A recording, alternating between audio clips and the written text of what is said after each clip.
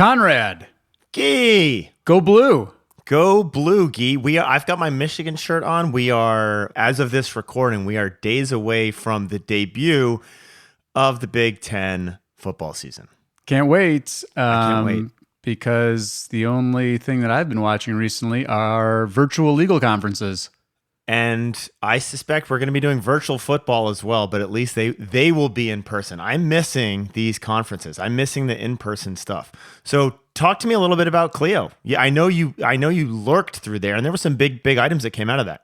Yeah, I mean, I got to tell you, I think Clio's the game to beat in virtual legal conferences. They were the game to beat in in-person conferences, and wow, what a great job. Okay, so I do have to push back on that. I have a question. I heard all sorts of stuff, including from Bob Ambrogi, about the absolute cluster they had in getting the technology working. And so it sounded like there was literally sounds like there was a lot of behind the scenes uh-ohs going on as they figured out the conference. Can you agree with Ambrogi or at least talk about the problems that they had? Yeah, the platform did pose some problems. You know, some of it's user issues as well. Right. But to Clio's credit, they were able to quickly facilitate a live stream on YouTube and gave people a couple other options. And then, you know, that was early on. And I think as the conference went on, the platform got their act together. And so, you know, combination of things. I mean, look, I think I hear a lot of feedback like Zoom doesn't work. And it's like, really? Zoom doesn't work. Right. Well, but how many times do you get on a Zoom meeting and have trouble starting that conversation? I spent all day on Zoom, and I'm going to say 1 out of 3 of the Zoom calls does not start smoothly. Wow, that seems high. That's not my experience, but I'm not suggesting it's our fault. I'm suggesting it's our prospective clients' fault. Sure, exactly. So that's the thing is, you know, it's a lot of it's users, but you know, I thought that was pretty. In the grand scheme of things, like people were frustrated early on. And, you know, look, with 4,500 attendees, right, 4,500 lawyer attendees, chances are there's going to be 1 or 2 people who are like, how do I turn my computer on? Right. So I would suggest for all of you guys thinking about conferences right now, the key on this here, you can actually get to more great content than you used to be able to, because you used to have to get in a plane and fly to Pilma or fly to AAJ or fly to Ayla or get in the car and go to your Pennsylvania State Bar in the middle of nowhere solo convention. And now we can get this content. I suspect there is some level of virtual conference fatigue. Oh, for sure. I mean, you know, and again, to their credit, I think Clio did a nice job of giving some great conference-y information, but you know, they also had great entertainment too. So, you know, you were listening to music. They had some cooking classes. Anyway, they kept it really interesting. And you know, look, I think the same thing we talk about with in person. A lot of the quality of the conferences is driven by the attendees, and so you know, Clio has done a really nice job of curating a culture and a community around the conference. That, you know, I think another Ambrogi quote that I know I retweeted talked about how it's well beyond a legal technology conference. It's a law practice conference. And yeah, like I said, I mean, I'm thoroughly impressed. I think folks should be engaging that community. And, you know, there's other ones, you know, we have our Modest conference that we're really proud of. Are we calling it the Modest conference? Modest conference. We're not going to pitch it here. I thought that's what the M stood for. You have to go look it up. Go look up Conrad's conference. Conrad's Modest. We're not gonna pitch it here. I heard great feedback from lawyer owner mom. That was awesome. Great event. Well done, Carolyn. And I'm glad that we were able to give away some of the tickets that we had through the listenership to this podcast. That was great. Today we're going to go over 3 things. We're gonna talk about news very quickly, but part of the news ties directly into the Clio conference, because Clio made a big announcement that if you don't know about, you're behind the times. 2, we're going to go into the by the numbers, specifically talking about a couple pieces of content from the Clio Trends Report. And I don't want to make this a complete Clio love fest. So we're going to then move into our final section on Rebrand That Podcast, which is evolving into Market That Podcast. And when we do Rebrand the Podcast, we're going to talk about why we decided not to rebrand the podcast. And then we're going to talk about how Gyi and I have talked about marketing this podcast with the fundamental marketing elements that you should be thinking about when you're marketing your law firm. And with that, I will plug in the turntable and hit the music. Welcome to Lunch Hour Legal Marketing, teaching you how to promote, market, and make fat stacks for your legal practice. Here on Legal Talk Network.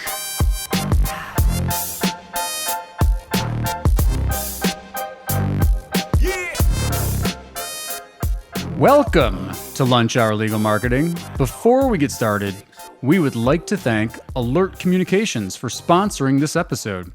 If any law firm is looking for call, intake, or retainer services available 24/7, 365, just call 866-827-5568. And also, LexisNexis Interaction, the leading client relationship management solution purpose-built for the way law firms engage with their clients. Learn more at interaction.com.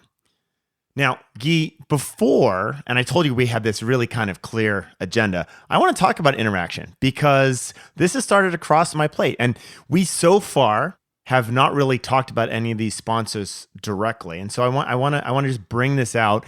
Interaction is a product out of LexisNexis, and we're working on a project kind of in a corporate law space to combine that with some of HubSpot's awesome CRM and marketing automation functionality. So when you're hearing about some of the sponsors to this podcast, know that we're also backing this up. We're just not throwing anyone who throws money at us. It's stuff that we're actually working with. So with that, I'm going to move to the news.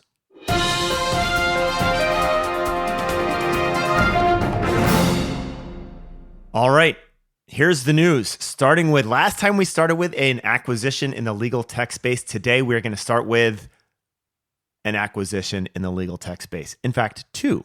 Gyi, what's going on in the M&A legal tech financial world? Well, lots of chatter, lots of consolidation, and some deal making. Rocket Matter and TimeSolve picked up by private equity last month. Oh, no, last month was my case. I'm reading the notes here. This month is Rocket Matter and TimeSolve. So congrats to Larry Port. Yes, awesome. I think we're going to continue to see this trend. We're probably going to be talking about this every week. Yeah. And why does it matter to listeners? Why does it matter? I'm a lawyer. Who cares? I think for me, there's a couple things where this becomes really interesting. We talked about this last week, and maybe we should stop beating this horse, but you're going to see, especially with the fact that they're picking up things like Rocket Matter, you're going to see an increased level of sophistication in the way law firms are run. And that is a very oblique way of me saying you're going to see more MBAs mixing with the JDs, because when you have PE, you introduce MBA to the JD for one of any more acronyms. We can throw that out. But it's going to get more efficient, more customer focused, and more technology running this more effectively. Cool. What else we got? Is it okay if I talk about Google Screened again? We'll talk about very quickly. People are going to be like, these guys just talk about two things over and over again. This part of your podcast brought to you by Google Screened, because so many of you guys are spending money on it. So Google Screened, which we've talked about before, paper lead, top of the search results. If you're not there, you're out of the game. If you don't know about that, go Google it and yell at your agency. But they have moved since we last spoke, not surprisingly, to a bidding model. Gyi, what does that mean from the economics in Google Screened? That means that you can now bid on pay per lead versus, what was it before? It was fixed pay per lead? It was a fixed cost. Yeah. So you're going to see, guess what? That supply and demand. In theory, that means it's likely you're going to see those awesome fixed flat fee lead prices start to go up as people bid more on them. At least that's the theory. 100%. Now, you should panic if you're not part of this program. But you should also know that Google hasn't rolled this out for all practices in all places. And so if you're not seeing it, don't be surprised, but at least have a plan to be there when it does start showing up. I will leave it at that with the Google Screened. This is not an endorsement, right? But just know about it and get ready for it. The other thing, Gyi, and I was not here for this, but I want to pick your brain. At the Clio event, there were 2 unveilings. You want to talk about Clio for clients? Sure. So I'll tell you what I know, which is not a ton, but Clio for Clients, new app from Clio that's going to allow lawyers to interface directly with clients. Jack Newton talks a lot about becoming the operating system for legal. This seems to be that communication layer facilitating that contact between lawyers and clients. And so that's going to be an exciting space. I think we're going to see a lot of movers in there. And so I think that's going to be a very interesting thing. They're very focused on better experiences for both clients as well as lawyers. And I think that's a big part of that piece. And then the thing that also jumped out at me, which was really, really savvy, I think, is this Google My Business integration. So you can verify, and my hunch is to start managing Google My Business right inside Clio. Huge leg up. I don't know anybody else in legal that's doing that. I know no one else in legal is doing that. I'll go that far to say that. And I did get a call from someone at Clio asking for an introduction to someone at Google not that long ago. I suspect it was to facilitate this exact partnership, and they moved on this really, really quickly. So really fascinating to see how fast Clio and Google went on a first date. I would have always thought that we'd see something like this from Avo. Well, are you prodding me? So for those of you who listened to the very first time Gyi and I did a podcast, I introduced us working together with an anecdote where I once told Gyi that I was always the kid in the principal's room in high school and junior high. And I was the kid that put you there. Gyi was the kid who said, Gyi told me, he's like, I was the kid who was whispering behind you. Do it. All right, moving on. Okay. No, I'm going to take your bait because you threw it out there. All right, good. Great. Perfect. And then our listeners are going to be like, what are you talking about? So see how I prompted you to do that by pretending like I was moving on? I know. So bad. You should have been a psychology major instead or a lawyer. Yeah, maybe it's the same thing. Or a marketer. Okay. Oh, it's all in one. All the worst things. So the very quick anecdote here on this is the reason Gyi said Avo is when Mark Britton left Avo with the Internet Brands acquisition happened. You now see Mark Britton at Clio with a big integration with Google.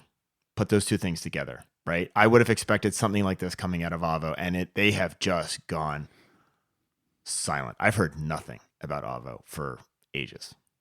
So moving on. Sorry about that. No problem. But you pushed me into it. Well, it brings us conveniently to my favorite segment, which is By the Numbers. A lot of great numbers in the Clio Legal Trends Report. What's your top pick? I've got one, but I want to know yours. Well, I don't know if it's my top one. I tried to pick a couple that really jumped out at me. One is, and maybe not surprising, but I think I'll be curious to get some listener feedback. But 56% of consumers prefer video conferencing or a phone call. Not terribly surprising. I think that the inverse, though, is that lawyers have been slow to adopt video conferencing over a phone call. I think pandemic has accelerated some of that. But, people want to be able to see you. They're dealing with very difficult issues and things in their life. They want a video conference. Hey, Gyi, I want to ask a question on this. I'm going to riff on this number, and then I want to go to my favorite number that I got out of the Clio Trends Report. I literally had this conversation this morning with an attorney, established attorney, good reputation, blah, blah, blah. He was saying that not being able to meet with prospective clients in his office was really, really hard. He's a fixed fee criminal defense attorney, and he's expensive, right? He was basically saying that it's very difficult for someone to write a check over the phone. And so his conversion rate has just really taken a hit with this whole thing. The other thing that we talked about was the notion of getting their intake people working on video, doing intake via Zoom as quickly as possible. I'm just curious, and I don't have any anecdotes, I don't have any experience or opinions on that, but have you worked with any firms that are moving to that intake into a video conference environment? Oh, I think a lot of firms are. I think, there's you can do some pre-screening. So not every single form fill is a video intake, but you got qualified potential clients coming in. think a lot of firms are moving to that model. Okay. I didn't catch a number in there, by the way. Oh, here's my number. Oh, This is a cover your ass number for me and you. So let's call this out for being self-serving.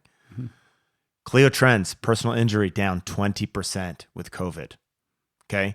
So the reason I say this is a CYA number here is if you guys are annoyed with your SEO vendor and your name's Alex or Jeff, just say, or maybe some other names too, but certainly if your name is Alex or Jeff, maybe be happy that you're flat and not down 20%, right? So I think my big picture here is COVID has had a massive impact on the legal industry.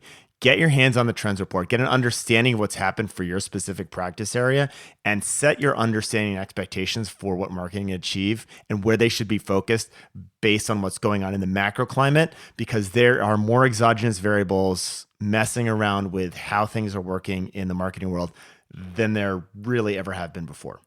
ooh, exogenous. Exogenous. With that, let's take a quick break for our sponsors. As the largest legal-only call center in the U.S., Alert Communications helps law firms and legal marketing agencies with new client intake.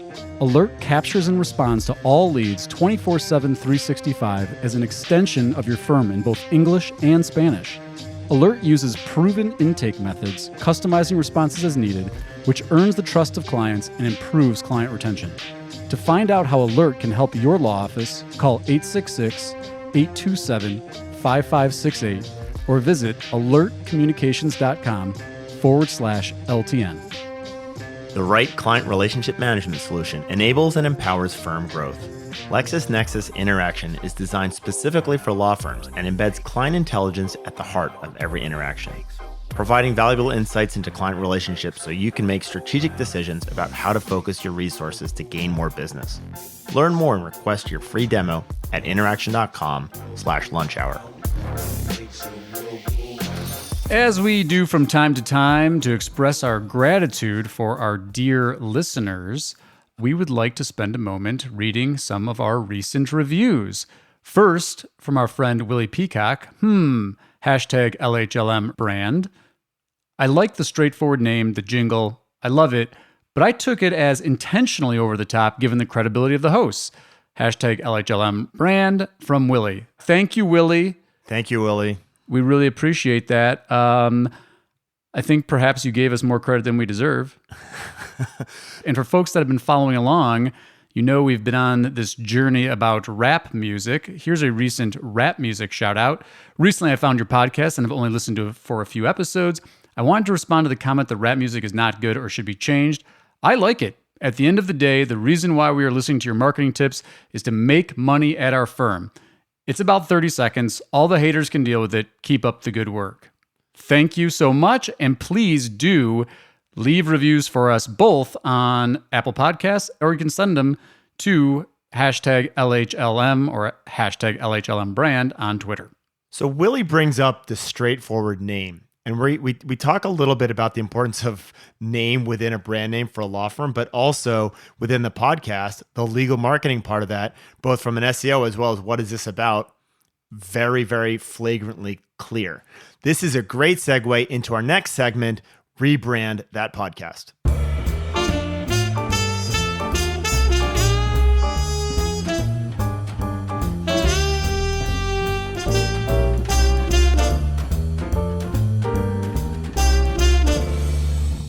I talked about how there's dissonance with the money focus on the theme song, and that has come back a couple of times.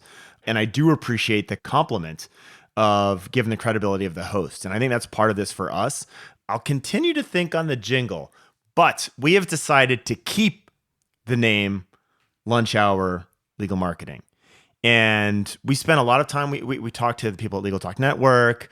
We talked to each other a lot about this. And Gyi, for me, this comes down to the value and importance of brand consistency, right? There's so much intrinsic value in a consistent brand that there has to be a very, very, very compelling reason to make that shift. Right. And so I will give my own anecdote on this. We changed the name from Mockingbird to Cockroach when COVID came out. And the theme on that was survival, right? We just want to help our firm survive COVID. We came up with an amazingly brilliant logo done by my designer that riffed off of the Mockingbird logo theme, blah, blah. It was fantastic. I was super, super psyched. It was such a nightmare because people had no idea why we were doing what we were doing. And while it was so intrinsically obvious to me, it was really confusing for people. And so just reinforced the value. Gyi, did you like the cockroach pivot or did you think it was stupid? I thought it was interesting. I mean, the other side of the rebrand idea is that it might be a way to give your brand a little bit of a boost, right? And now, you were kind of clever with it because it was like a temporary rebrand and you went back. I think tactically, because, again, I want to keep as much tactic here as we can think about, because one of the things we talk about a lot in states that allow trade names and in the context of Google My Business is renaming your firm to include practice keywords. Yes. And, sadly, it works for that purpose. But tactically, I think. So, hey, just before, I want to be like, let's be very specific. Right. Because you just gave a really good tactic that I'm afraid there's at least 4 listeners who are like, what is he talking about? All 4. So for you 4, if you don't know what Gyi's talking about, let's go into that. Gyi, explain what you mean by changing your name to include keywords. What are we talking about here? So Google My Business, you search for things, Google My Business in the local pack and in the knowledge panel for business listings. If you change your business name, it's got to be a real change. Can't just be you make up a new name. But if you actually register a new DBA, you register with the bar where trade names are allowed in your state, and you update your name in Google My Business, you can get a big bump out of having the keywords. So, Conrad's personal injury lawyers or Conrad's Seattle personal injury law firm is going to do better than just Conrad by himself or by itself. And sometimes you don't even have to be a lawyer to have those keywords actually showing up. You could be, say, some dude in a house in North Carolina. Yeah, then lead gen. Selling those leads back to lawyers. Right. Sketchy. But anyway, I think another tactic, though, in the conversation about rebranding more generally is how do you even measure like brand equity, right? So if you're like, some firms we know, you open Google Search Console, which can measure and show you the impressions for searches on your name, or you open a Google Ads account where you're in an account that's bidding on your name or your firm name, you can really see how regularly people are searching on that. And there's from that standpoint, it's a good metric on, if nobody's searching on your name and you don't have a ton of brand equity, that goes in the column of like maybe a rebrand isn't as, you're not going to lose as much. But if people are searching on your name, they know your name, your brand's established, you got to be very careful. You're going to do the rebrand because, you can, it's like Conrad said, you can dilute your brand, you can split the authority up, you get brand confusion issues, especially if you're historically your name has just been your name and you share a name with other lawyers and you start messing around with that, the market gets confused. And it's very easy to confuse computers, especially we get this a lot on the branding side. If you're at a firm, Smith, Jones, and Murphy leaves and starts his new firm, but Smith, Jones doesn't update their name on Yelp, etc., like this becomes a major problem. And then you have people calling Smith and Jones asking for Murphy. Sometimes Smith and Jones plays nice. Sometimes they take that client. I'm sure, Gyi, you've gotten in the middle of these fights. My agency has been threatened by lawyers for having gotten in the middle of these fights. So it's a mess. The branding mess that you guys have as lawyers is very, very real when you make these changes. And I think the big picture for me is brand consistency is very, very important. So no more rebrand that podcast. What we're talking about now is completely different. We want to talk about marketing that podcast. So Gyi, when you and I talked about what do we need to do in order to market that podcast, 2 things we talked about. One was don't assume just because we generate the best, most amazing, insightful, funny, engaging content that people are going to show up. That is a failing perspective that a lot of you have about SEO, about social media, and about podcasts. You have to market it. So 2, we looked at the business metrics. Like, what are the real business metrics that we need to be thinking about? And we're going through this exercise on the podcast about marketing the podcast so you guys can think about the same framework for your own law firm. So Gyi, when we think about marketing this podcast, what are the key numbers that we were talking about in terms of the business metrics? So for us, we really started focusing on subscribers, downloads, there's events that we can track on the actual podcast page. And so, corollaries for law firms. Obviously, you want to track clients. Obviously, you want to track qualified leads. If you're a lawyer listening and you have a podcast, you're thinking about podcasting, I think this is the way to start evaluating that. Like, if you can't translate subscribers and listeners into some business metric for your practice beyond, awareness, I think you really got to consider if it's a good use of your time, unless, it's just a hobby. You just really like to talk about whatever it is you like to talk about. Always tie marketing metrics to some kind of business metric. Really, really important. And you mentioned tracking there. As we've talked about marketing this podcast, can you talk a little bit, Gyi, about conversion tracking, Google Analytics, and what we are able to look at, and what, more importantly, what and where we aren't able to look? Right. So the first place that I always look for any kind of search data is Google Search Console. So basically gives you a window into what's going on with your site in Google's eyes. And you can see things like impressions, positions, and clicks in organic results. And so we're looking for things like, and comes where the brand thing comes into play. So people are searching on legal podcasts, lunch hour legal marketing, legal tech podcasts. And so we get a list of those queries that gives us a good sense to start to size the market up. The second thing we'd look at is Google Analytics. So we drive, Legal Talk Network drives traffic through the Legal Talk Network website where the podcast and the episodes actually have pages. And so with Google Analytics, you can track people that are landing on that page by source. And then when they get there, you can also track things like events, like clicked the play button or clicked the download button or clicked in one of the podcast subscribe links that are there. And so those are the things we really focused on, those events and those clicks and ultimately subscribes. But, for folks that are familiar with podcasting, it's still kind of the Wild West in terms of those real valuable metrics, right? So like we drive some people to the Apple Podcast link, pure opacity once they go there, black hole. We don't know what happens. So Gyi, I want to ask a question just to define some terms, because what you said is actually super important. And I think many lawyers are not getting this. You said you can track conversions by source, right? Yeah. Can you just go back and tell our lovely listeners what you mean when you say by source? Yeah, and I don't want to get, we can talk channel, source, and medium, and you can look up the actual details for each of these analytics. But I think for the purposes of our listeners, it's the where they're coming from. Are they coming from organic search? Are they coming from paid search? Are they coming from Facebook? And you can get, as you know, you can get really, really granular in that. Are they coming from your email newsletter? And so in conjunction, some of that stuff Google Analytics will track automatically or automagically.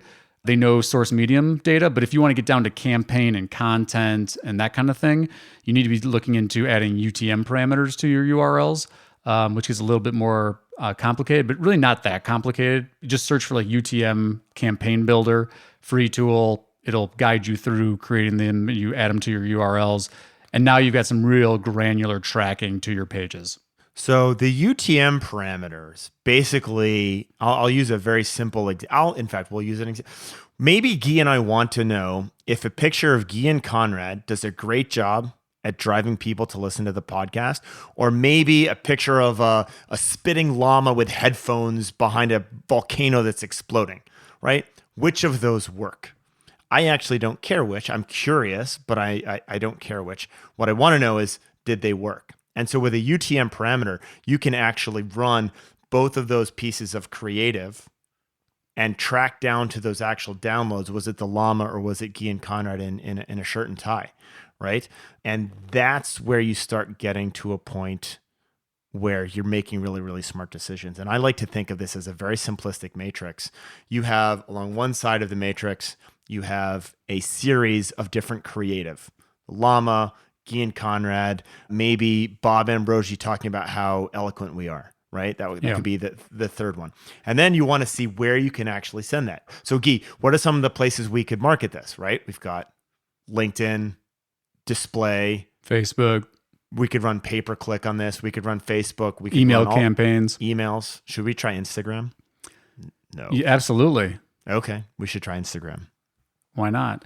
Why not? Wait, hold on. I want to stop you on this. Yeah. Why did you say why not? Because you're 100% correct, and this is what I want lawyers to understand. Why did you say why not? because we don't know the answer. We don't know that it's not working. Exactly. But I also know that there are lawyers there, so I kind of cheated. No, but lawyers are there. So this all comes down to things that are basic business metrics that most of you guys aren't thinking about. So you get this matrix. We've got Instagram, Facebook, display, PPC. You've got a wide array of different creatives. You build the matrix and you find which one A, converts best, and B, put a cost behind that conversion. So you may find something that converts extremely well, but is insanely expensive. Right. You may, conversely, you may advertise on Instagram, which is insanely cheap and it doesn't convert very well, but the cost per conversion is amazingly low. Now you're talking about business metrics, right? And that's where we have to come from. Yeah, cost per is all day long. And, the thing that, I don't know, it's not really a secret, but I think it's two things that are really overlooked. One is, and this is surprising, but I think this is just a result of the transition to digital, but the traditional notions of creative make so much of a difference. It's all basic marketing psychology stuff, but now with the internet, you can run these tests at high volumes, high speed. You've got to have enough data there to actually get a statistically significant result. But wow, the creative makes a difference. I mean, it's not just pulling bids and optimizing landing pages. The creative and the messaging behind it really, really makes a big difference. And then the second thing, and I think you alluded to this, is how much better integrated campaigns work. So you earn a click from Facebook and then you retarget. And you turn that one click or then you turn it into an email subscriber and you turn that email subscriber into something else. That lowers your cost per. And so I'm going to riff on this point and we're going to wrap up with this advanced concept, right? And Gyi just introduced you to this. It's not a surprise. You guys all know this, but modeling this becomes very difficult. The ability, let me back up. Most marketing mindsets, most of the reporting, most of the software out there to talk about how well your marketing is doing works on an attribution model that pretty much looks like one of three things: first touch or last touch attribution, or a more complicated model. Gyi, can you tell us what first touch and last touch attribution are? And then we're going to talk about why it's a complete waste of time. So you're just trying to decide who gets credit for the conversion. Do you give credit to the channel or campaign that was the first interaction with the eventual converter? Or do you say, no, I'm giving it to the last, and then there's a bunch of in-between ones as well. But yeah, I think there are some contexts that attribution does make a big difference. But typically, especially if you're talking about like direct to consumer, direct response, you're literally ad impression, click, conversion. So anyway, I don't know. Were you trying to? I don't know if you're trying to goad me into something more than that. No. I mean, what you just described is exactly what I was. Not goad. You're the goader. You're the exogenous. We've already established that you are the goad person.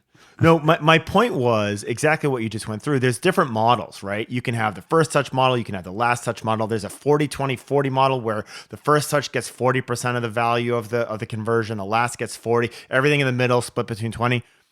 When you have and especially in a longer purchase cycle, right? So if you're doing immigration, family, for example, where it's not like, oh, I need the thing, I'm going to buy the thing right now. And you have all these touches and you have marketing automation and you have a drip campaign and you have retargeting and you have billboards and you have pay-per-click. It's very difficult. Put it this way. It's impossible to generate an accurate model because they're models.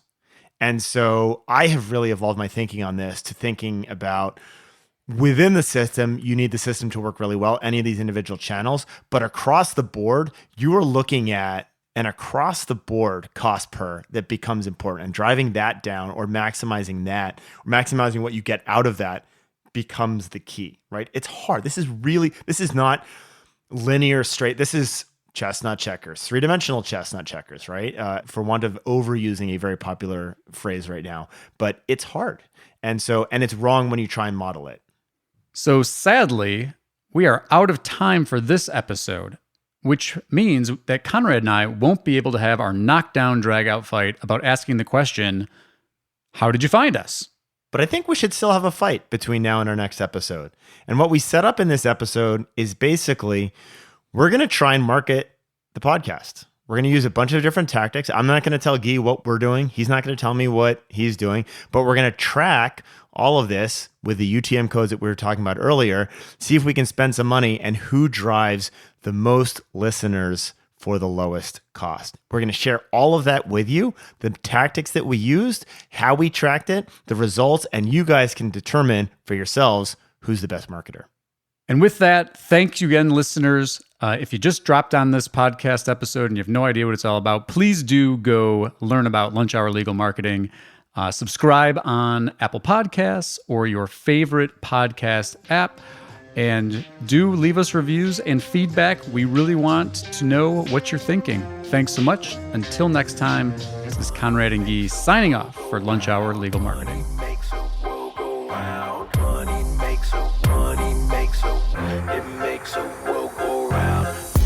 Thank you for listening to Lunch Hour Legal Marketing. If you'd like more information about what you heard today, please visit LegalTalkNetwork.com. Subscribe via Apple Podcasts and RSS. Follow Legal Talk Network on Twitter, Facebook, LinkedIn, and Instagram. And or download the free app from Legal Talk Network in Google Play and iTunes. The views expressed by the participants of this program are their own and do not represent the views of, nor are they endorsed by Legal Talk Network, its officers, directors, employees, agents, representatives, shareholders, or subsidiaries. None of the content should be considered legal advice. As always, consult a lawyer. Oh, am I doing that? You're closing. Oh. You're better. I still feel somewhat like the guest here. This is a great outtake. All right, here we go. Are you looking for a podcast that was created for new solos? Then join me, Adriana Linares, each month on the New Solo Podcast. We talk to lawyers who have built their own successful practices and share their insights to help you grow yours. You can find New Solo on the Legal Talk Network or anywhere you get your podcasts.